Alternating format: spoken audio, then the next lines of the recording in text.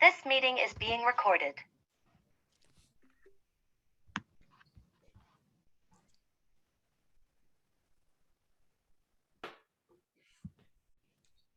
Good evening, everyone. We will get started in just one short minute. We're just gonna let folks trickle in real quick. So we'll start in just 1 minute.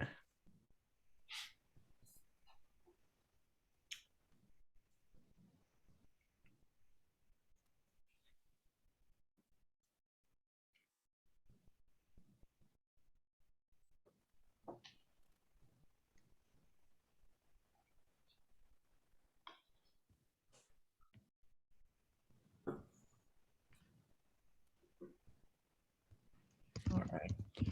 Well, I'll go ahead and get started. So good evening, everyone, and welcome to our See Yourself Running, the realities of running as a first-time candidate. My name is Manny Espitia, and I'm the Northern Regional Director for Run for Something based in New Hampshire, and also a second-term member of the New Hampshire State House, and proudly ran with an endorsement from our keynote speaker, U.S. Senator Bernie Sanders. And tonight I have the pleasure of being your host and moderator. A few housekeeping items as we get started. Please introduce yourself in the chat. Make sure that all of your settings are set to all panelists and attendees, and share your name, where you are, and what brought you to this call this evening. And feel free to use the chat box to comment on the program or interact with attendees. This is a great chance to get to know people and help build community. And after introduction from Senator Sanders and initial discussion with our panelists, we will open up the floor for your questions. So please put any questions you have for the panel in the Q&A box. We'll pull questions from there and not the chat box. So please use the Q&A feature. And for this webinar, we are using Zoom live transcription services. So if you would like to view live transcriptions, live captions, on your screen, please use the More menu in the lower right-hand corner and select Show Subtitle. And later during the call, we will also launch a poll. So if you'd like to take the next step in working with Run for Something, you'll be able to opt in for that. So now that we've covered all the housekeeping, I'd like to get started. So I'd like to turn over the Zoom stage to the illustrious Senator Bernie Sanders. Manny, I've been called many things. Illustrious, I don't know, but I'll take that as a compliment. Thank you very much. And let me thank everybody who is joining us this evening. No long speeches here. I just want to tell you a couple of stories. When I was a young man, I ran for both governor and senator in the state of Vermont. And who knows what percentage of the vote I got. First time I ran, I got 2%. And the next time I ran, it actually went down to 1%. Then I got 4%. Then I got 6%. Then I gave up. And then 5 years later, somebody said, you know, you should run for mayor of Burlington. All you're running against is the whole Democratic establishment and a guy who's been a 5-term mayor. No problem, no problem. Bottom line is we put together a really great grassroots coalition, which included, you know, low-income people, included police officers, included environmentalists, included women's groups, included, you name it, it included. And you know what? On election night, to the shock of everybody in the world, the establishment nearly collapsed. We won by 10 votes. All right, that's it. And I was reelected 3 more times. Okay. That's story number one. When you put together a grassroots coalition of motivated people, you can do a lot. And do not believe that the establishment is all that powerful. The media may think they're powerful, but often there is no energy other than money people behind them, okay? That's story number one. Story number two, on a larger frame. As you know, I ran for president in 2016. And what we learned out of that, we had to take on the entire Democratic establishment. But what we learned as you went to state after state is that once again, there was no real grassroots energy for the establishment. They had the money, they had the media, that everybody else. We didn't win. But what was clear to me is that energy and vision can really be quite effective taking on money and establishment politics. Third point that I would make is these are very, very difficult times. And if anybody out there who's watching this feels overwhelmed, welcome to the club. Everybody's overwhelmed. This COVID thing has been a disaster for mental health in America, disaster for education, for people's jobs. It has left people befuddled and confused, unhappy that the government hasn't been more effective, just worried when this damn thing is going to end. So you got that sitting out there right now. You got the whole existential threat of climate change sitting out there right now. You have the movement toward oligarchy in this country sitting out there right now. You got Trump and his lunatic friends trying to undermine American democracy sitting out there right now. You have racism and sexism and xenophobia and homophobia. All of that is out there. So if you wake up in the morning and say, wow, these are tough times, you know what? You're right. These are tough times. But the truth is, it has never been a more important moment for us to speak truth to ordinary people. And like all of you, I know, we are worried literally about the future of American democracy. And what that is about, it's not only Trump and his friends, it is that so many people at the grassroots level, working class people, are overwhelmed, and they just wonder whether anybody hears what they are going through, understands what they are going through. And authoritarianism develops when people give up on the political process. If they don't think that elected officials are going to respond to their pain, and you got some demagogue up there saying, this is what we got to do, we got to hate people of color, we got to hate immigrants, people will respond to that. So our job is to listen to where working people and ordinary people are at. And what you will find when your ears are open is there's a lot of pain out there and a lot of hurt. And we have got to have the courage not only to listen, but to have the courage to take on very, very powerful people who want to maintain the status quo. I don't have to give you all a lecture, you know it. That as bad as things were economically before the pandemic, in terms of income and wealth inequality, they are much worse today. That during this pandemic, you're seeing corporations and the wealthy become much, much wealthier, while working people literally are dying as they go to work. That's the reality right now. But the bottom line here is we are fighting to save American democracy. We're fighting for the dignity of low-income and working people who feel betrayed by the leadership in this country, by government, by corporate America. So if there was ever a time for good people to get involved, this is the moment. This is the moment. And my last words of wisdom, which you can take with a grain of salt, trust your own guts. Don't become dependent, I beg of you, on these consultants. Consultants are very, as often as not, part of the establishment. They have an old playbook which fails. Bring your friends, your co-workers, your family, get them involved. And whether you're running for school board, city council, state legislature, president of the United States, whatever you're doing, keep it local, keep it at the grassroots level. So that's Manny. That's my speech, and I'm sticking to it. And I just want to thank you all. You guys really do look good, and you are the future. We just got to bring more people into the political process, and I thank you all very much for your leadership and willingness to do that. Okay, thank you all. Thank you so much, Senator. Give it up for Senator Bernie Sanders. That was awesome. I mean, I feel, I'm feeling the burn right now, so I'm sure all of y'all are feeling inspired. So tonight we're focusing on how to take your passion for for good government and to put it to work as a local elected leader. When we run for local office, we ensure our communities have all the tools they need to build a good life for themselves and their families, access to quality education, affordable healthcare and housing, job training, infrastructure, and fair pay. So we can't rely on congressional leaders in Washington to solve all of our problems at home.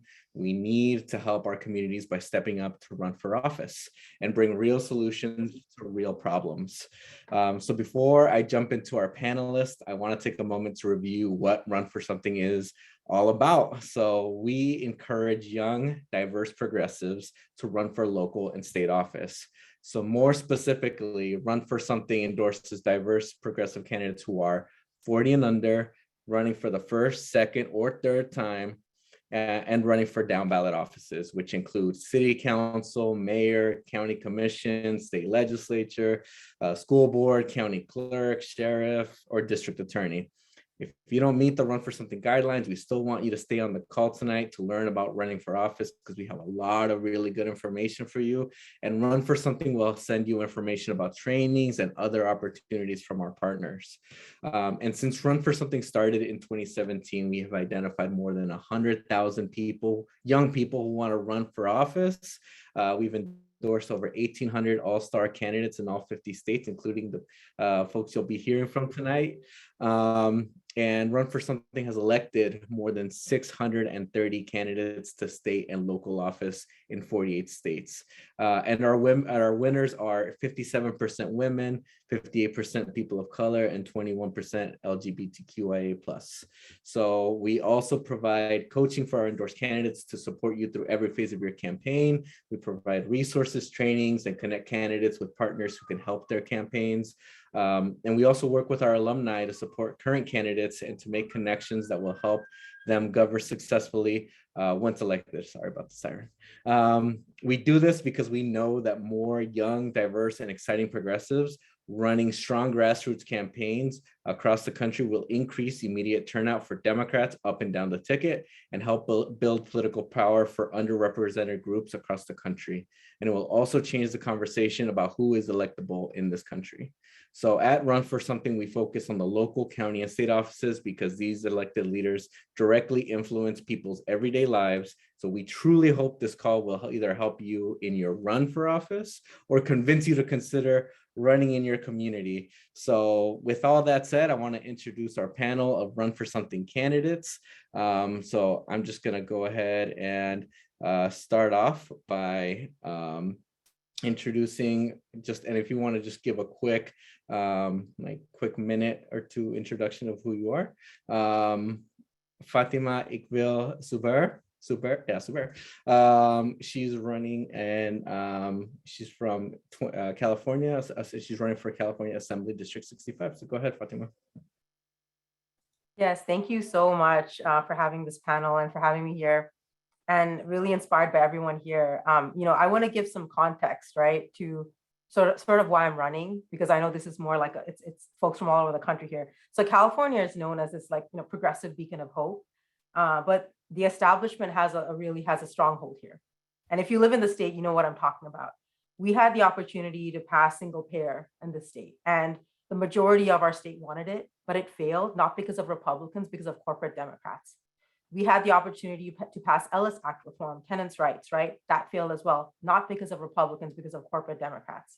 Right now, in this moment, I'm on track to block the Democratic endorsement of my opponent, and they're setting a meeting with the other delegates, right? Behind my back, knowing I'm on this panel that I'm trying to deal with. Look, what Bernie said is real.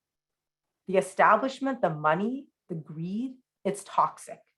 And it has the potential of really suppressing our people power, and they will go to any end to block progress, right? So I wanted to start with that context because it makes it very real, because it's very urgent right now for me and for folks that are in the movement here in California. My name is Fatima. Like you said, I'm running for District 65. My roots, my why are, I'm a teacher. I work in Watts. And it's my students that really inspired me to run. I'm also a mother to a son with special needs, and my advocacy and fight for him in the public school system showed me how broken the system is here. It's an example of what's kind of happening in California. We have the largest income inequality gap in the entire nation, the worst housing crisis, yet we have the most wealth. We have the 5th largest economy. So in my organizing, I was trying to work with my current opponent, and that's kind of how I found out his record and found out how he's not acting on behalf of the people. Taking the most in corporate money, voting against tenants' rights, voting against environmental justice, or just sitting out on votes, right? And that's the story of what we have in California and too many of our Democrats. And that's why I'm challenging him, because our district has a third of the oil refineries. We have some of the worst educational inequities. We have 75% of oil drilling in LA County happening in my district, right? So there's this real disconnect between leadership and between what the community has really been experiencing by a Democrat that has been in the seat for almost a decade. I'm sure the story is very similar in New York and in other places as well. That's why I stepped into this race, not as someone who was groomed for politics, but as someone who was angry and passionate, wanted better for me, my son, and my students.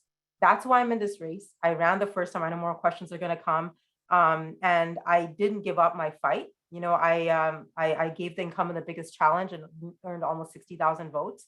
I'm ready to take this to Sacramento. No matter what comes at us, like Bernie said, it's the people power, it's the movement organizing. And that's really my team right now of volunteers that are even taking care of some of the BS that the establishment is doing this very second to prevent me from blocking the endorsement. So it's very real, but I know that with all of us here, that we're going to get this done. And we're going to take our power, right, to Sacramento to enact policy like single payer, housing for all, a Green New Deal, and educational equity. And so thank you for having me here. I'm excited to hear from the other folks on this call as well. Awesome. Thank you, Fatima. Next up is Representative Sarah Inamorado from Pennsylvania. I think it's District 21. Hey, good evening, folks. I'm so glad to hear that Run for Something is still endorsing folks who are up to age 40, because being 35, I thought I had potentially aged out and running for my 3rd re-election. So good news, best news I heard all night, that I can still go for the Run for Something endorsement. So my district is in the city of Pittsburgh in northern Allegheny County. And I really ran because I believe that government can be a force for good. And for it to be a force for good and to serve people, there needs to be, strong, independent voices that are free from corruption. And right now, what we see in America, what Fatima said, is that there's like too many people who were promised the American dream, and it is out of reach for them. I know that because I used to work for the nonprofit sector, and I saw how most of our social problems were outsourced to the nonprofit sector. And that sector is full of really talented people who are overworked and underpaid. And they're not going to solve poverty in with $1 million. What they actually need is elected officials who give a shit, who are going to listen to them, who are going to listen to the people who are impacted by the negligent government and by these social problems, and so that we can actually rebuild our foundation from our policies and actually solve some of these problems. And I think when I went to run for office the first time, I thought of every reason why I shouldn't. I didn't have enough education. I wasn't rich enough. I didn't have rich friends. It was really an imposter syndrome thing for me. And I'm sure this is shared by a number of folks on the call. But, what I realized in doing an audit of my history and what I'd experienced, I lost my father to the opioid epidemic when I was 22. I watched my mom try to find an hourly wage job that would support me and my sister. I graduated, I put myself through college, graduated in 2008 at the height of the recession with like this whole new mountain of debt. I live in one of the most rapidly gentrifying zip codes in America.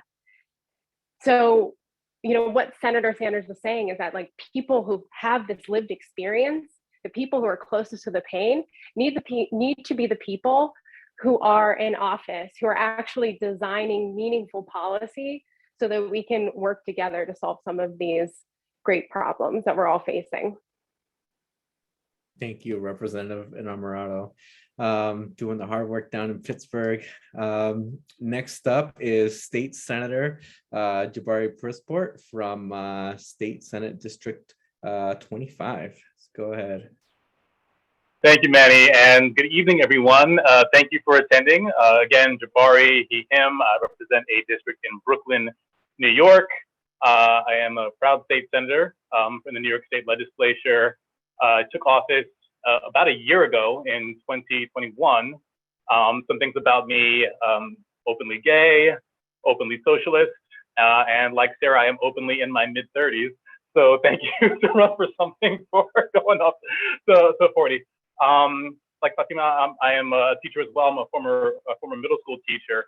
And funnily enough, when you win your races, and you all will win your races, you'll find that politics is still a lot like middle school, except now you manage multi-million or multi-billion-dollar budgets. So I hope you're looking forward to that, and I'm looking forward to the rest of this conversation. Thank you. Awesome. Thank you, Senator. And finally, last but definitely not least, one of my favorite people, Councilwoman Tiffany Caban from City Council District 22. Hey, y'all. It is an absolute pleasure to be here with all of you sharing space. My name is Tiffany Caban. I am a newly minted city council member out in New York City, in Queens. I'm a Queens kid, born and raised. And you know, everybody here has talked about like who they are and where they're from, and I want to do the same because identity politics are actually really important. Like the true definition of the word, right? This idea that we bring our whole selves into our politics because our experiences, because of our identities, are the things that have locked us out of these positions of power. So we are best situated to identify, dismantle, and then ideate and build these beautiful, beautiful things for our people. So I am a queer Latina from a working class family whose family grew up in public housing. Like Jabari, I am also an unapologetic socialist, an abolitionist, and I will share a quick war story. This was my second run, and you know, not quite as close as the senators, but my first race was in 2019. I ran for district attorney of Queens in a borough of 2.5 million, fell short by 55 votes. But we did it again, and here we are. And so I hope for folks here who have run before that are looking to run again, that you do it. I love that. I absolutely love that. So thank you all for introducing yourselves and giving us just a little background on y'all. So I'll go ahead and direct some questions real quick. So first, to State Senator Jabari Brisport. We talk a lot at Run for Something about how elected leaders need to look a lot more like their communities. You know, like you said, you're openly 30-something, openly gay, Caribbean American, you know, middle school math teacher. That's a lot different than an older white male lawyer that maybe, you know, that typically is what we see in an elected leader. From your personal and professional experience, what are some of the skills that are most relevant for running for office for the first time, and where and how did you build those skills? So I've had many lives before being in politics or even being in teaching, Manny. So I would say one big skill that's important to have if you're going into politics is the willingness and ability to really talk to anyone and everyone you meet, because you will meet all types of people on the campaign trail. And I would say I honed that skill in one of my first survival jobs coming outside of college, where I was working on the street in Broadway, passing out flyers to people for Broadway shows to get discounts to them. And, you know, being willing to talk to anyone, even if they don't even look at you, is surprisingly very helpful when you are canvassing and knocking on doors or phone banking. So that's critical. And also, I am a former actor, and a lot of acting is listening and being able to connect with people on an emotional level, and that is absolutely critical because for those of you that are campaigning, you know, whether you're about to start or when you started, you're going to encounter a lot of people's pain on the trail. That you will find that there is just a lot of pain in your communities, just the pain of capitalism, really. But it's our communities are all collectively suffering, and you have to be able to connect with that and make people feel like they will have some bit of themselves in you that is represented, and that you can fight together to overcome it. So I would definitely say hone those two skills and keep sharpening them on your race. Awesome. Thank you. So, and Tiffany, you told us about the first time you ran. So tell me, like, what went through your head that was like, I'm gonna do this. Like, and what problems did you determine you want to work to solve by running for office? Yeah, so I'm going to cheat a little bit because obviously we know some of the questions that are coming. And so for this question, I actually want to focus on my second run, because the reason why I ran is the same, right? Like when you were rooted in movement, when you were rooted in a vision for you and your people, positions, jobs, they're tools. They are tools in your toolbox, and you use the tools that are available to you to create the change that you want to see, right? And my second run, you know, I didn't want to run until I got convinced to do it again, but also it was about the moment in a lot of ways, right? And like being open to moments. We were at the intersection of, and we still are, these multiple crises, right? A global pandemic, a climate crisis, a police brutality crisis. And when we were really feeling it very, very acutely at the beginning of the pandemic, you had medical professionals begging for PPE. You had people out in our streets protesting police violence and being met with more police violence. And in that moment, it felt really critical to make that kind of move and a jump, and really recognizing that local office is where you can do that, right? Like, first of all, as an organizer, I fully believe that when you look at a crisis, right, the definition of a crisis is a turning point. It's an opportunity to organize, to radicalize, and you have to take advantage of it. And there's no better way than to use local government to do that. And for me, especially city council here in New York City, a ton of power, right? When you talk about the budget, the land use power, the legislative power, and it just felt really, really right. You also saw that people were really open to lots of different ideas and solutions to problems that maybe they hadn't considered before, because they were now being affected in a different way by all of these different things. So it was just a beautiful opportunity to build and not do it alone. We have like an insanely diverse, progressive body that just came into our city council, and it's pretty exciting. And those opportunities were what was motivating. Amazing. Next up, Sarah. Once you decided to run, who did you talk to and what did you need to learn? Like, how are community groups, elected leaders, and other political organizations helpful to your campaign? Great question. So I'll be honest with you, I didn't know a lot about politics before I ran for office. I had knocked some doors for friends who ran for hyper-local races. I'd done a little work on the 2016 Sanders campaign. When I worked in the nonprofit sector, I was knocking doors and trying to get people to sign up for energy efficiency programs and weatherization programs. So I really had to learn everything. I had to learn about the mechanics of running and campaigning, how to fundraise. I had to learn about, campaign finance law and what I could do and what I couldn't do, what would maybe send me to jail. Had to learn about the local committee endorsement process and how kind of politics worked in the area. So it was a lot of stuff that was unwritten that you really couldn't pick up unless you started to have conversations. And that was kind of hard. I ran against a 10-year conservative Democratic incumbent who went 8 years without a challenger. And I knew that he got reelected typically with like 2,300 votes.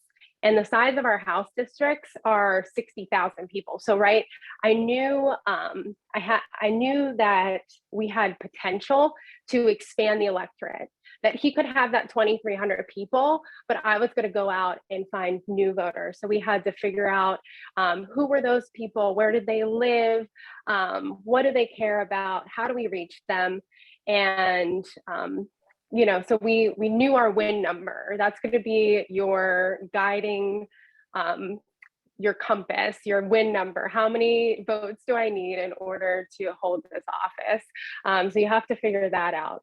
And then, we looked at who endorsed the person who held the seat. And I had conversations with those people because it was like labor and some other, traditionally Democratic folks that I wanted to not have a terrible relationship with. And, sometimes the name of the game is not convincing someone to be on your side, but mitigating backlash and maybe convincing them not to work as hard. But then also look for organizations and groups that aren't in play in your area. So for us, it was finding out about this really cool startup organization called Run for Something that endorsed young people to run for office. And so we reached out to them, and you know what, they didn't have any connection or anything to lose by getting involved in my race.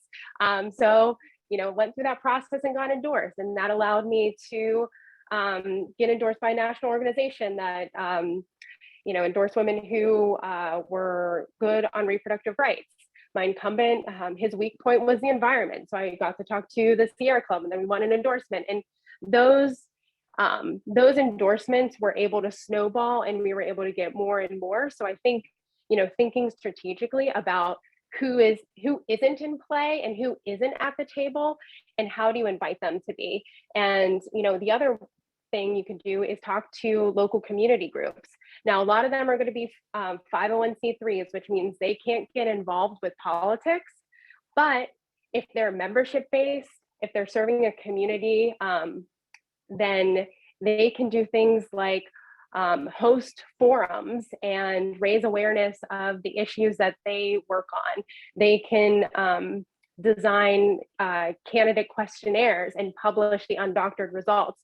So there's really ways for those individuals to be involved too, and help to amplify the work that they're doing through, you can participate by answering their questionnaires, and it allows for you to be creative in building a network. And in like the senator from New York said, building a movement, right? Because you need to be able to talk to everyone, because movements require people. Oh, that's real. And questionnaire season is also a very real thing. You want to get those community groups. So that's a big thing. Fatima, the next question is for you. You've spoken out about environmental racism and the need for clean water, stores that sell healthy food, free public transit, and more trees and green space in South Central LA. Shout out to South Central LA too. How did you speak to voters about systemic issues like this, and how do they react? Yeah, thank you so much for that question. Something I wrote down was that I was very inspired by Bernie Sanders. When I started teaching in Watts, he ran his first run. That's really how I found my power in thinking that like a teacher and a mom with a young child could run for office, right? And that we deserve a space at the table. But, I think if you're an organizer and you're someone experiencing these issues organically, right? Like I live in the district, obviously, and so I experience these issues too. We kind of built our policy based on what I was experiencing, what my students were experiencing. It's a district that's over 70% immigrant, 90% Black and brown, one of the lowest income in California. So how we spoke about it is like this, right? It's actually a privilege, right, to be able to engage with politics on a national level and know even phrases like the Green New Deal, right? If I go to someone in South Central LA, right, and I say the Green New Deal, I know what that is, right? Because I'm involved in politics and everything. I mean, an older Black woman at the door, or even a young working class Latina mom, like that doesn't mean anything to them, right? So the way I spoke about those issues is how they were experiencing, how I was experiencing, how my students were experiencing it. I talked about clean water. I talked about clean air. I talked about asthma and like why we have high rates of asthma. When I went to places like Wilmington, I talked about how 1 in 5 have cancer. Yes, shout out to Wilmington, or know someone that has cancer. And these are things people were experiencing, right? And essentially that's what the Green New Deal is, right? It centers communities of color, it centers frontline communities. So we didn't use, right, the jargon that we kind of know in progressive politics. Like I believe in that jargon, I believe in the Green New Deal, obviously, and Medicare for all, but we talked about it in the ways people experienced it, right? And then the next part of your question is how do they react, right? So since our policy was based off of these listening sessions, we actually had like community listening sessions. Our canvases were issues based. So our policy is built off of what we're hearing on the ground, because that's what I believe any leader or organizer should do, is they should be responsive to directly what people are affected by. right? And so how they responded was they were very positive about it because we were speaking it like they were experiencing it. I mean, that sounds really simple, but that's really what it was. And I was really appreciative on our first run. We got, kind of like what Sarah talked about. I really like what she said because I did the same thing. My gaps for the incumbent I was with was that he takes the most in corporate money in the entire assembly. He has one of the worst environmental justice records. And there was just this disconnect on a number of issues. So we were able to get some of those endorsements. And I was really honored that Senator Sanders endorsed our first campaign. And we were the only state candidate he endorsed against an incumbent. So I think I appreciate that because whatever Senator Sanders stood for is why I'm running. I didn't run in an open seat. I'm challenging a Democratic incumbent who's extremely out of touch. And I think, a lot of different groups that endorsed us, local Democratic clubs and things like that, DSA, saw that there was this extreme disconnect and saw that the way we were talking about the issues was very real and that it had the potential to really create transformative change, in places like South Central LA, which we know, right, experienced the Watts riots, it's experiencing unclean water. It's predicted to be the next Flint, extreme educational inequities. We knew that the ways that we were talking about the issues was how the community was experiencing it. And a lot of these groups and a lot of folks that supported us and got on board from the community to different endorsed groups saw that, our message was really going to create that transformative change that places like Watts and Compton have not seen in decades. Right. And so, that's how we talked about the issues. So thank you. Jabari, so one of the things that's foundational to a campaign is obviously a team. So how did you build a team to support your campaign, and who did you look for to be your staff and volunteers for you? Yeah, sure. For those of you that it's your first time building up a campaign, I would say there are a few roles that are critical. You definitely need a campaign manager to bring it all together. You probably want somebody dedicated to comms, which is short for communications. You probably want somebody dedicated to field, someone to manage your books, a treasurer, and someone to help you fundraise. And some of those may have overlapping priority areas, but you definitely want to make sure those bases are covered. The fundraising, especially because you want to be able to pay your staff and make sure they can pay their rent and take care of you with their full intent. For me, it's always also important to have strong diversity on my staff. My first time running, when I lost for city council, and I did like a sort of debrief in my head afterwards of the various demographics that interacted with the campaign and the way in which they acted the campaign. And I started clocking and logging in my head that the number one demographic who would like ask to be campaign manager or ask to be in like the inner circle or like the core group was white men. There was this consistent comfort among white men to ask for like the highest level of power they could. And that made me realize, when people don't take active steps to bring more people into the political process, we get political processes that are dominated by white men. And so my second time running, it was very important to me to say, how can I ensure more people are in the group? More people are gaining those skills. And I found an incredible campaign manager and a comrade of mine from Democratic Socialists of America, a transgender woman of color. And so after running my race, she's able to say that, I think she's probably the only transgender woman of color who ran a winning state Senate campaign in New York. And it is amazing to be able to give people that experience because if you let your campaign be dominated by the people that typically run campaigns, it ends up being like a self-perpetuating cycle, right? Of the same types of people do the same work, get the same experience, and then do that on other campaigns. I would just say, take very much stock. It's actually very chaotic bringing on staff as a candidate. I'm sure for those of you that are running, it's like, I don't need to know who I'm hiring for what or what skills they need, but do as much as you can to be intentional in the process and ensure that what you're building, gives the people you want to see the skills that can help them do this again later on. So real. That's so good. And we got to build not just the pipeline of folks who are elected, but also the campaign workers who are in. So hiring good people. It's a really good piece. So Tiffany, so you built up a significant community in person and online in support of your campaign, first for district attorney and then for city council.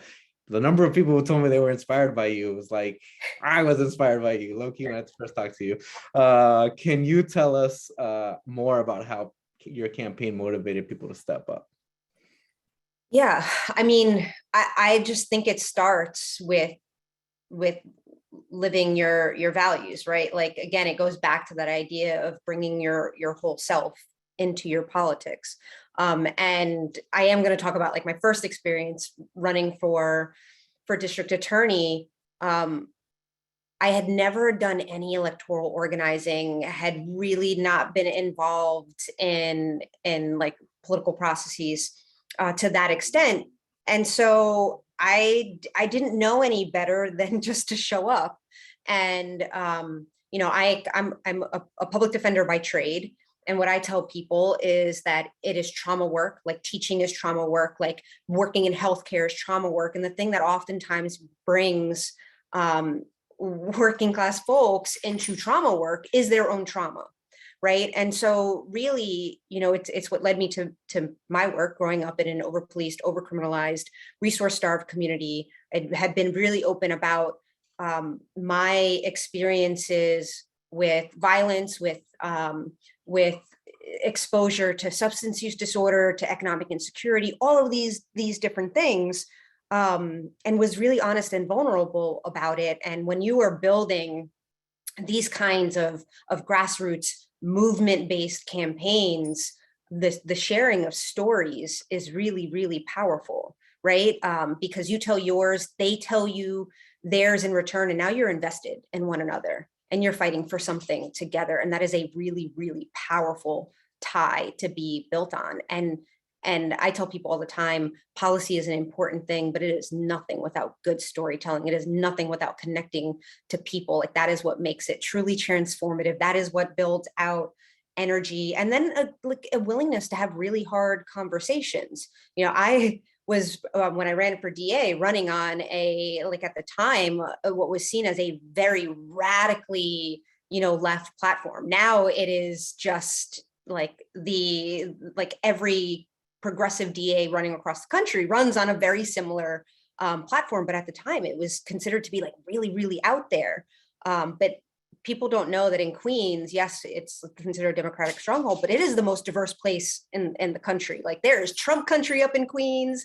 And then there's obviously, like, we call this up in Astoria, the People's Republic of Astoria, right? Like, we are represented by socialists up and down the levels of government. But I think that a big part of what built that energy was that commitment to just being whole, open humans with one another. And then the other thing is that we always treated the campaign as a vehicle for organizing. And when you do that, you are not extracting from folks who come out because they believe in your vision, right? We're all putting something into it, right? Like, our campaign was putting tools in the toolboxes of other folks who wanted to build and organize, and that was powerful too. And so my last little story on this is, like, for example, we had a group during the DA campaign that came to be called Bangladeshis for Kaban. And it was Bangladeshi leaders across Queens that said, we don't see ourselves represented in these positions of power. And they organized with us, alongside us, and afterwards they came BAP, Bangladeshi Americans for Political Progress. And over the last 2 electoral cycles, they have been running their own candidates. They ran hyperlocal district leaders that first time, and now they just helped get the first South Asian elected officials in our city council. And so when you are creating something that says, we are building power together, we are handing over power, we are expanding your capacity so that you can self-actualize, self-govern, do all of these different things, like, it does its thing. I am so fired up for the new New York City Council. It's gonna be legit. Y'all have some amazing people and some good folks who we endorse as well. So I'm fired up for y'all. Fatima, so we are going to talk about the elephant in the room that Senator Jabari Brisport brought up, fundraising. So many new candidates want to get money out of politics and are resistant to fundraising for their campaign efforts. Why do campaigns need to fundraise, and how have you found ways to fundraise when your community network are not traditional big political donors and when you're running against an incumbent that's received lots of corporate donations? Yeah, it is the elephant in the room, right? Because, and I really love what you said, Councilwoman Caban, about, I'm going to come with a similar approach, right? About kind of like how she approached her organizing. You have to be creative when you're fundraising as a grassroots candidate. But look, let me start with this. In the LA City Council here, they have public financing. I have friends that are progressive that are running, that are getting matching funds. State assembly here, we don't get that for state races. I think New York has it now, right? Councilwoman Caban, but I don't know, but I heard, but like I believe in it. That's honestly one of the first things I want to work on and pass is public financing and then publicly funded elections, because look, that's the way we get working class folks elected. I saw a question in the chat about, I'm a working class mom. How do I run for office? And the barrier there is like, yeah, how do you fundraise and how do you get these resources? So I want to start with, that's what I believe in, right? I want to get to a place where we don't have to talk about fundraising because, there's publicly funded elections. But that being said, we have to get in there to change the system, right? So that's kind of the tone I want to answer this question with. You have to win to change the system. So one thing I'll say is, right, that, how we fundraise was the question. How I've really been able to fundraise is use parts of your identity, right? A lot of us talk about our identity. So I would be the first Muslim and first South Asian woman ever elected in the entire state of California to the state legislature ever in its 200+ year history. And that's crazy. And because California has the most Muslims of anywhere else in the nation, right? And we haven't had representation. Representation matters. And so I found my niche group, right? There are a lot of folks who are Muslim, who are South Asian, who want to see representation, right? And so I was able to, kind of galvanize that group. I would, but the logistical ways I would do it is I used, when folks submit their campaign reports, this is getting very nitty gritty, right? But you can see who donors are. So I looked for similar candidates like Ilhan Omar or AOC or anything like, also using my values, right? Rashida, and saw kind of who donated to them, and called them, right? I obviously also use some local people in my community. But look, even doing all that, our average donation is still under $100. We have folks donating $3. We have few folks who can donate a lot, right? Like in the 500,000s, but we have a range. So that's how you grassroots fundraise, right? And it's something that I want to start that's really important. And again, I probably got this really boring question, but there's a lot of nitty gritty stuff, right? Again, you have to win to change the system, but you have to, do call time, right? And what call time is, it's kind of boring, but you got to spend like 15, 20, 25 hours a week, like, calling these lists. And like, you can start with your network, right? You can start with your network and expand it. But that's honestly how I got the majority of my funds is I called people who resonated with my message and I made asks and I would record their pledges, try to get the donation on the phone. It's pretty boring work, right? But it works. And so don't get discouraged because, there are sometimes some days you'll call and it's like, oh man, I didn't get like a single pledge, right? And that's really tough. But then there are other days you get like a really like nice sized pledge and I'm like, okay, it's worth it. So just don't lose hope. The fact is that I'm a science person. The more you call folks, right, the more you're going to raise. And that's what I saw month after month. So just boring old calls to folks that want to donate, that resonate with your identity, your message. And then I would say start early because we're grassroots candidates. We're not going to get the millionaire. I don't take billionaire money anyway, but we're going to get folks that can give 50, 100, 25, $3 a month, right? So you want to start early because it takes longer. It takes more donors to get to where we need to be. The other thing was I would just encourage folks to have a good email program, right? Build your email list out, send regular emails. If anyone subscribes to like AOC's emails, she's sending emails out like 2 or 3 times a day sometimes, right? But that's why, it really helps, right? So have a good email program. And then just, like have those, coffee clutches, grassroots events, house party, whatever you want to call it, with anyone that's willing to host it. Some of them will raise 500, some will raise 5,000. It doesn't matter though, it all adds up, right? So those are some of the tips I have. What I want to end with is this. And it's going to sound a little funny, but it's true. We're not all Senator Sanders, right? We're not all AOC. We don't have that type of following base. So please don't think that you can tweet out a donation link. This is so true, because I hear this, they're like, we're going to go on social media and fundraise. I'm like, no, like, we're not Bernie, right? Yet, right? So yes, I had to say it, because I don't want any candidates to say, I'm going to use Twitter, or like, no, like, you got to do the call time, you know, you got to like actually actively have a finance plan that includes some events and coffee clutches, call time, email program. And yes, I'm not saying don't use social media, but please don't think you're going to raise the money, all the money you need for your race to send out mailers, pay your staff a living wage, right? Because that was really important to me. I don't want to skimp on not paying my staff a good wage. And so know that you have to have some of those things I mentioned in your plan to really meet those goals month after month. And I'll end with one thing, Manny, really quick. You will never raise as much money as a corporate incumbent, but I'm sure everyone on this call will tell you you don't need to. You know why? Because we're organizers. Do those things Councilwoman Caban talked about. We have field to win it on. We have the enthusiasm. So please don't compare yourself to your corporate incumbent, because I know I'm not going to raise as much. He didn't even choose to accept spending limits this year. He's going to try to buy the election with mailers and digital and TV ads. But I know I don't need to raise as much as he does. But I do need to raise just enough to execute my strategy, because we have a strong ground game and all those other things. So just don't let that get you down either. Always tell people, raise the money you need to raise to run your race. Like, and that means like, yeah, it's your race. Don't compare yourself to others. Like, and raise, like, you know, a race that you're proud of. So that's 100% spot on. Thank you, Fatima. Sarah, you ran in 2018 on a platform of Medicare for all, affordable housing, environmental justice, and opposition to corporate power with the backing of DSA. Tell us, how did you approach taking on, and I'll be real, I'm gonna tell everybody on this call, you took on an entrenched incumbent, you took on a family. Like, this is no joke. How did you do that? I knocked on doors and I said, hello, I'm Sarah the Socialist, and I'm here to bring you a single payer healthcare system at the state level. No, like Fatima said, we have these terms like Medicare for all and affordable housing and even environmental justice and things. People don't always know the definitions of those things, but they are our moral compass. They are our North Star. It's where we want to take people. It's where we want to take this world so that it can actually be a just and better place to live. But we have to meet people where they're at. So when I would go to the door, I would go and introduce myself. I would tell them a little bit about why I was running, and I'd say, what matters to you? And I'd listen.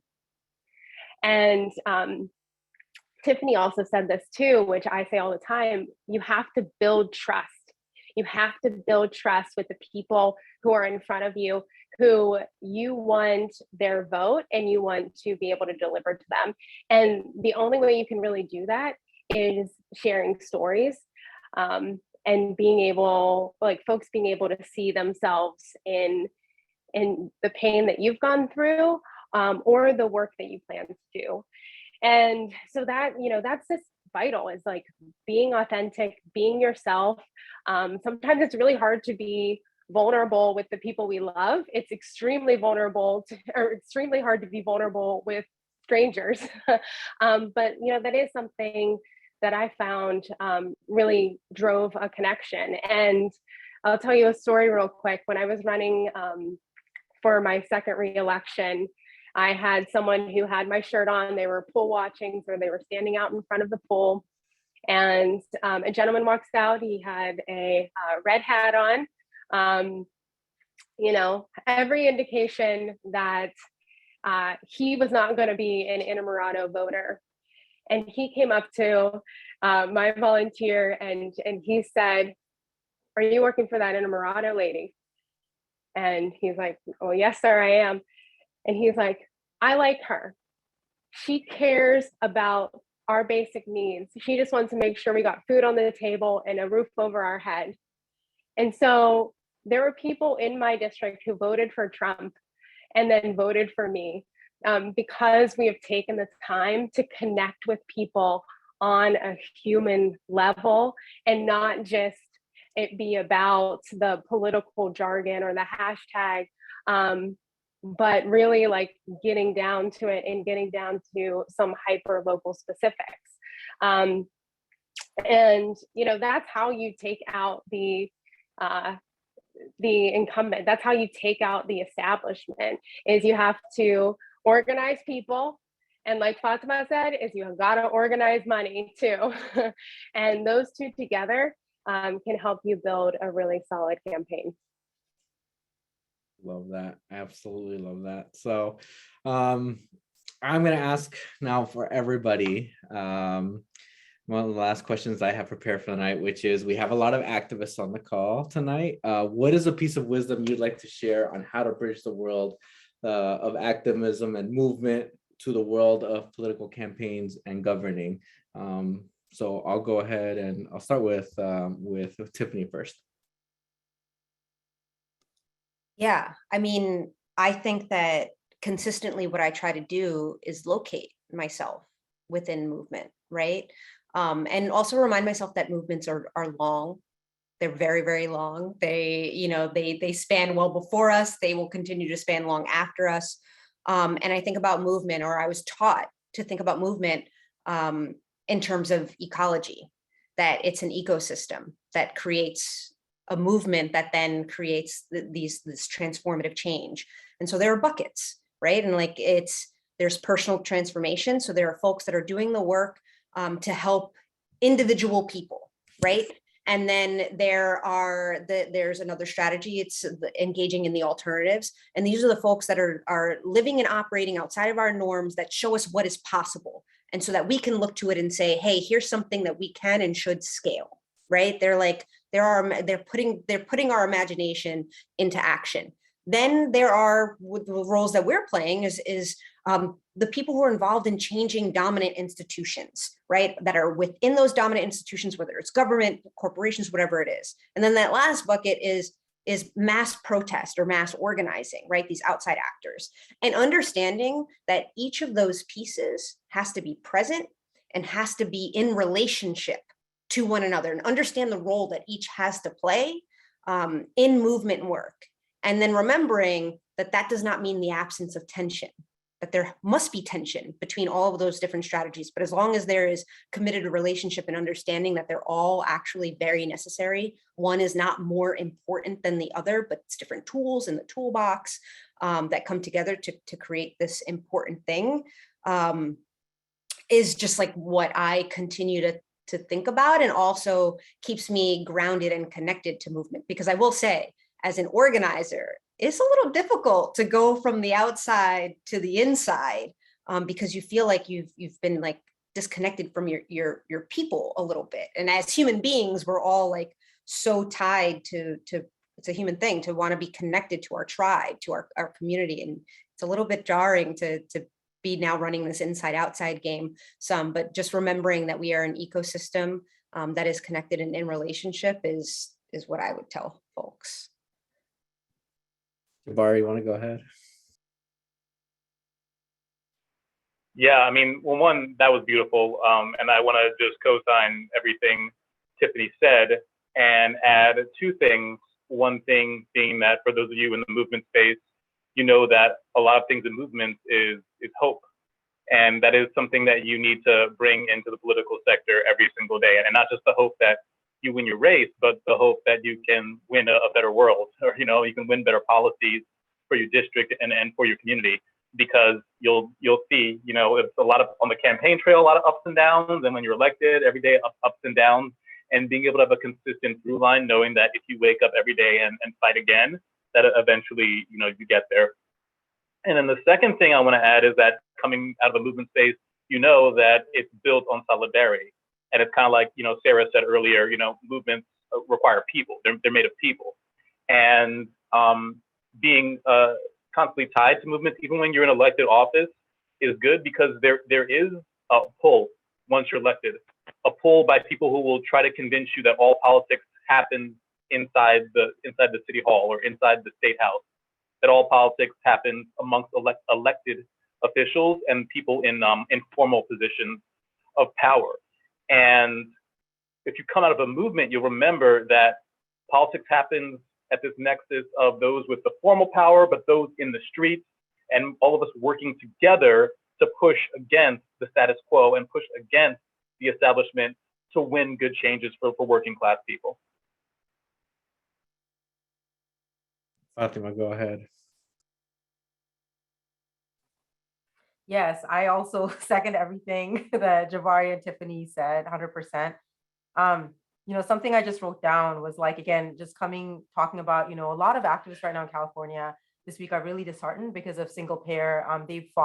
California has fought for so many years for this. And, I was a part of that movement, and very angry, even at some of our progressive politicians were like, didn't fight hard enough, didn't bring this vote to the floor, like all these reasons, all these things, right? And we're feeling very emotional right now, very angry. And like something that I wrote down is that movements take time, right? We can never lose hope.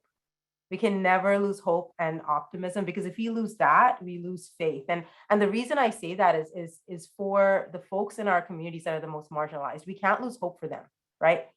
Whether it's the trans community, or the homeless veterans, or young children growing up here, we can't afford to lose hope in movements. And I think I know in electoral politics, especially when there's so much corporate influence and corporate money, this is not going to happen overnight, right? Like movements are going to take time. It's not going to happen overnight. And because of that, right, if we lived in a perfect world with corporate free politicians up there, we'll see transformative changes faster, but it's not going to happen. But that's why I think it's so important in this sort of like Tiffany mentioned, like you need all these different buckets of organizing. You need that outside pressure continuing, you need that tension existing, because not only is that going to get right candidates elected, it's going to send pressure, right? I know for like the single payer bill, send pressure to the legislators who are in there, who are also corporate, right, sometimes.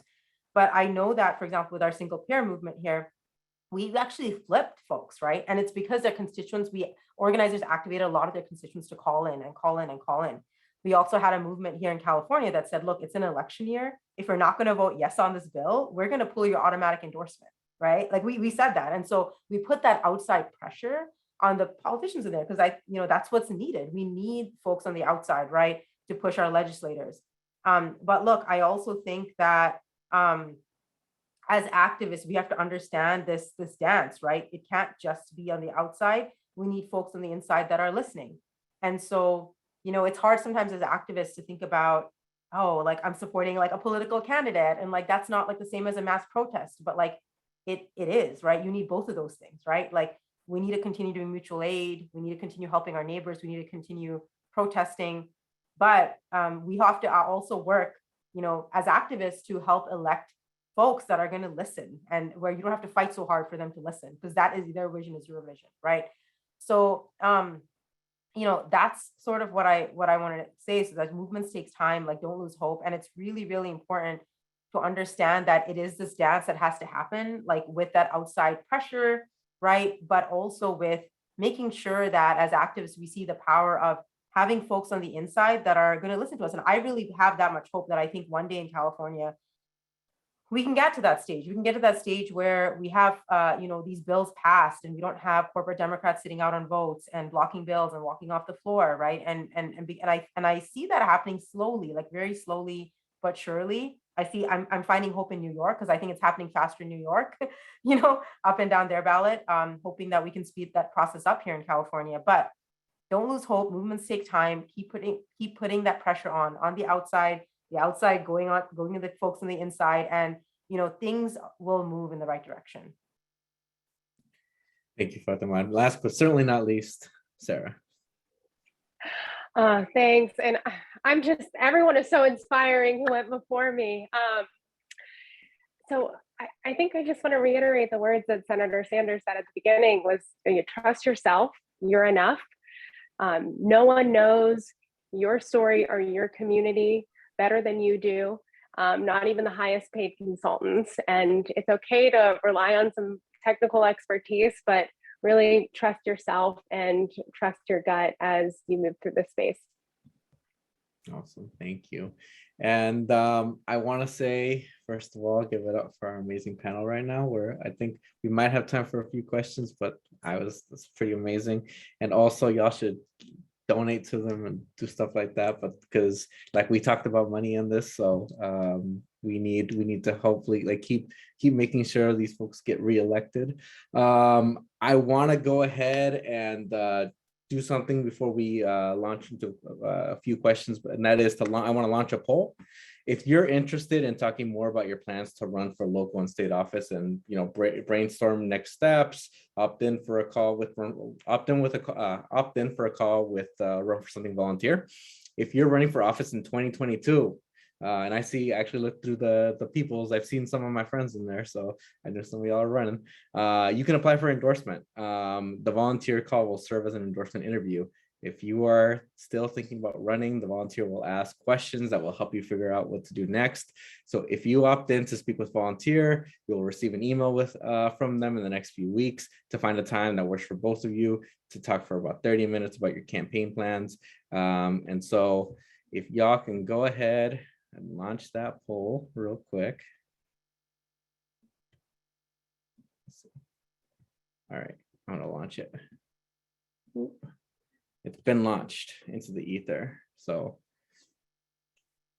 go ahead. And like I said, it's always good if you like, we'd love to talk to you, and we'd love to get an idea of what you're interested in running for. And I've had people who did this call back in 2017 who ended up running in 2020. So like maybe it's not today, but maybe it's a few years down the road. We just want to, it's just good to connect. So while I let this run for a little longer, I want to open up for a couple questions. One that I saw in the Q&A, which is a really good one, which is, I have a full-time job. I'm a one-income household. How do I make a living when running for office? Which is a real struggle. So anybody can jump in who wants to go. I mean, I will say very quickly that I was working as a full-time public defender when I ran for office the first time. I had a little bit of savings, but I worked full-time that entire time up until around, we have our petitioning here, we collect signatures to get on the ballot. And like I had worked, a night court shift until night court is 5 p.m. to 1 a.m. in the morning, like the day before petitioning was starting. I had to work. And what I would say is accept help. And I am especially talking to like all of the women of color out there. Like, I know that I had a really hard time accepting help, and it took a lot of reminding and pushing for me to finally internalize that if people were offering help, it's because they were willing to give it, and that I shouldn't second guess it, and to just accept it and let your people hold you down. And then again, the beautiful thing about grassroots campaigns is that you're building out this huge network of support. You don't run this race alone. You don't knock those doors alone. And you share your story and let them know that, like, yeah, I gotta work there. I mean, you look at India Walton out in Buffalo. She was making deliveries while she was running for mayor. And that was a powerful thing for people to see. Just live your truth, to do what you gotta do to put food on the table, and accept help. Let your people hold you down. Yeah, I mean, I would add, just because I was a full-time public school teacher while running for office, and then in New York, there's like a 6-month gap between when you win your race in the primary and when you take office. I kept on teaching after I won the primary before taking official office. But I would say, like Tiffany said, with the asking for help, like being able to surround yourself with really rock solid staff. Just to circle things back to the very boring but practical recommendation to fundraise early and fundraise often. If you are able to fundraise enough money to hire staff that can hold things down for you, that is a huge help. Anybody else real quick? All right, well, I have another question, which is, y'all probably get this, as when I ran, this was real. How did you counteract the haters who attacked you when you were running? I mean, especially, like, I'll be real, especially as a person of color, like that was a real thing. But how did y'all counteract that while y'all were running? I can share a little bit. One thing I'll say is that like I obviously, like, I'm very visibly Muslim, I'd be the first Muslim elected, and and stuff. And while California is known as a progressive state, we have still like a lot of Islamophobia and just hate crimes, anti-Semitism, and things like that. Um, and one thing I'll say is, like, what I love really about my district. Thankfully, my district is super progressive and blue, and so, like, I think there was only one instance with a voter at the door where they were like, "You're a Muslim, I'm gonna close the door." But everyone, like, I didn't get that from anyone. But where I did get it was like in mailers, right? So my opponent, like, kind of borderline, said something like, "She's not from the community," right? Kind of thing, like implying, you know. So it was, kind of one of those things. And honestly, how I combated it, I don't know, like, it's hard when you see, like, I was like this teacher running for office, never run for office before, right? It's hard, right? Because it's like that went out to like the entire district, and like, people send that to me. Really, it hurts you. I just want to say it's normal. You're a human being as a candidate. You're not a superhuman. Like, there might be times you might cry when you see things. I know my first mailer that I got like that, I was like, took it really personally. I had to call my mom. I'm sorry, I'm in my 30s, but I did call my mom. Okay, so like, it was hard. Um, but I just, and this is gonna sound bad, but I was like, you know what? This is politics as usual, right? Like, you have to just like take it for what it is and be like, this does not define me. Like, I know my worth, I know my identity and my why and my intention and my purpose here, and I know why I'm doing this. And like, honestly, a lot of folks in the community were messaging me like, we have your back, like, your village will come right to you, and that really helped. But I just had to tell myself that, like, this does not define me, right? Like, this is just politics as usual. People will do anything to win. And so just surround yourself with folks that will really uplift you. Make sure you have a good circle, a good staff that would support you and uplift you. And make sure you have positive, I know this is really simple, but just positive self-talk, right? Don't let any of that define you. Know that if you, especially if you look different, you have different identities, right? If you're LGBTQ, if you're Muslim, if you're anything, right? If you're Black, a woman of color, any of those identities, know that that's probably going to be used against you by your opponent. Like, just assume that it is. Um, and yeah, and like, and just like I said, that's the advice I would have, is like, just have a village that's going to uplift you, and have folks that you can lean on, and just as a person, tell yourself that, like, all of that doesn't define you, right? Like, why you're in this race, and your why, and stay grounded. Like, I didn't even really address that, to be honest with you, is how I dealt with it. Like, you know, yeah, so I just kind of stayed with my message, and I continued talking about my opponent's record and things like that. I didn't address it. So that's another piece of advice I have, because I knew that this is so stupid that, like, like, the voters aren't really gonna really respond to this, right? And they didn't, because like when my mailers hit, I was like 50-50 with my opponent. So it didn't even work what he tried to do. So that's advice I would give. It's good to be on, don't feel like you need to defend against stuff like that. That's so outrageous too, right? So. I would also add that you get bonus points if you turn it into an opportunity, right? If someone attacks you, you get to send out a email the next day saying, my opponent hates Black people, and here, my opponent called me an XYZ, and it's a fundraising opportunity. It's an opportunity to bring in more voters, and you can use their attacks to your advantage. Jabari, I did that actually. I forgot that. Thanks very much. I sent out an email, and supporters were so angry they donated and volunteered. So very good point.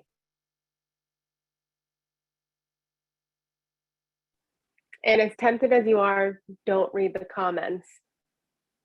There's nothing you can gain from the comment section. All real, all important stuff. So I want to take just a moment, personal privilege, to ask my final question to y'all. Y'all have been great. Y'all have given amazing feedback. And Fatima, you kind of alluded to this, but what are the questions for y'all? Like, to me, that was important when I was running, was who was like your rock? Like, who was there for you? Who was that person that you were like either text or somebody who, like, helped you through, and then hopefully was there for you like the whole way through. But who was your rock to you? So I can go ahead.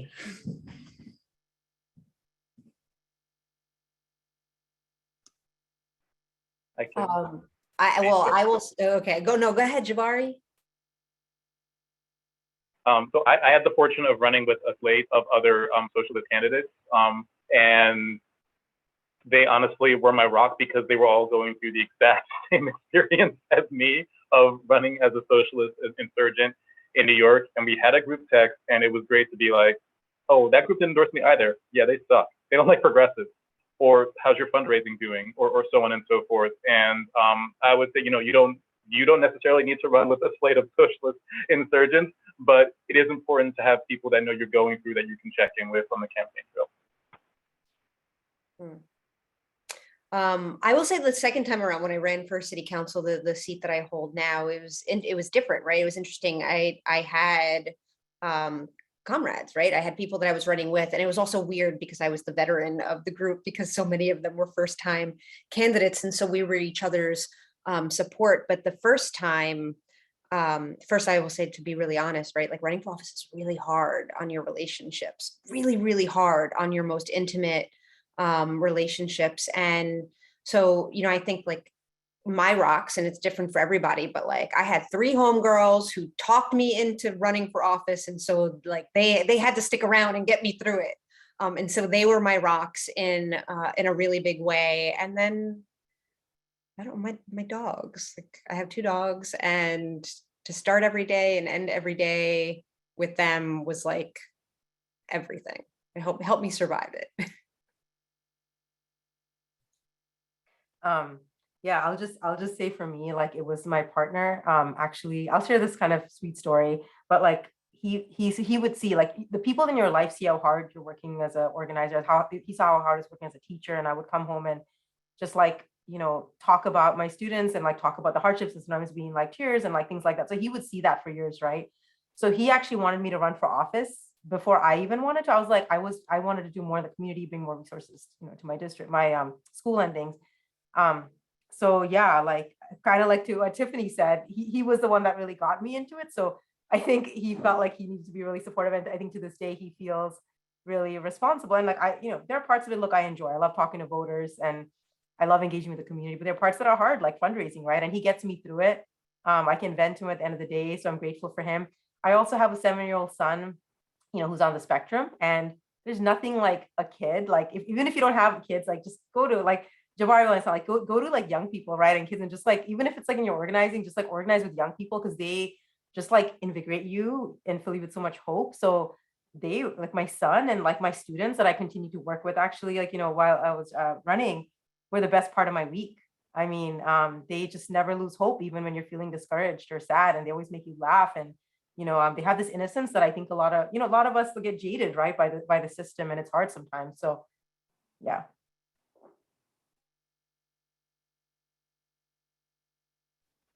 And mine's the same as Jabari's, is like, what's better than electing 1 progressive? It's 2 progressives or 3 progressives. So like, think about how you can like decenter yourself and figure out like, hey, there's actually a lot of resources to go around. That's organizing, right? We can share volunteers, we can share fundraising opportunities. I ran with someone who I call my sister rep, Summer Lee, out in Pittsburgh, and a woman, Elizabeth Fiedler, in Philadelphia. We ran at the same time, and we called each other all like every day, and we had a group text message, and we just got what one another was going through. And while there's other people in your space to surround yourself with, and they can offer you love and joy and attention, it's really hard to understand what it's like to put yourself out there unless you've done it yourself. So, if you're not running with someone at the same time, can you find someone who can act as your mentor, which is, a beautiful thing that Run for Something is trying to do nationally. Yo, that group text is real. I have my group text. So I appreciate all of y'all. I will also say my rock is my now wife downstairs, who was my girlfriend at the time when I first ran. So who has been there, and I wouldn't be doing this without her. So shout out to Adriana. But before we go, I want to thank Senator Sanders and his team for making this event happen, as well as these amazing panelists that we've had. Thank you so much to Councilwoman Cavan, State Senator Jabari Brisport, Representative Enamorado, and hopefully future Assemblywoman Fatima Iqbal Suver. So thank you all so much for sharing your experiences, your wisdom with us tonight. And I also want to thank everybody who participated and asked questions. Everyone on this call will be getting an email from us tomorrow morning with resources from Run for Something to use as you prepare your run for office. If you opted in to speak with a volunteer, look for an email in the next few weeks to find a time to schedule a call to talk about your plans. And we need you, and we're here to support you. So thank you all so much, and have a wonderful night. Take care, y'all.